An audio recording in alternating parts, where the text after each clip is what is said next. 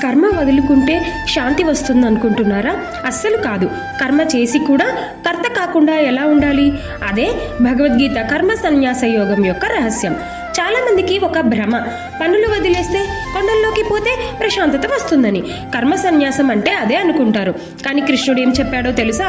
కర్మ సన్యాసం అంటే పనిని వదిలేయడం, కర్మయోగం పని చేయడం రెండూ ఒకటే అన్నాడు.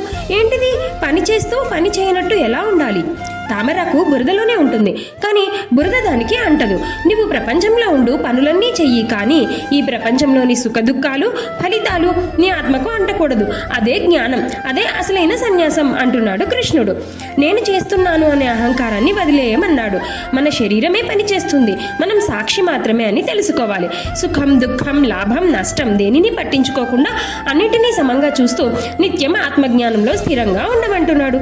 ఏ పని చేసినా భగవత్ సేవగా చేయమంటున్నాడు కృష్ణుడు. మరి పని పూర్తయిన తర్వాత పని మంచిదైనా చెడ్డదైనా దానిపై నాకు హక్కు లేదు, ఈ ఫలితాన్ని భగవంతునికి అర్పిస్తున్నాను అని అనుకోండి. ఏకాగ్రత చెదిరినప్పుడల్లా కేవలం నేను చూస్తున్నాను సాక్షిగా అని గుర్తుకు తెచ్చుకోండి. ఈ పనికి నేను సాధనం మాత్రమే అని మనసులో అనుకోండి.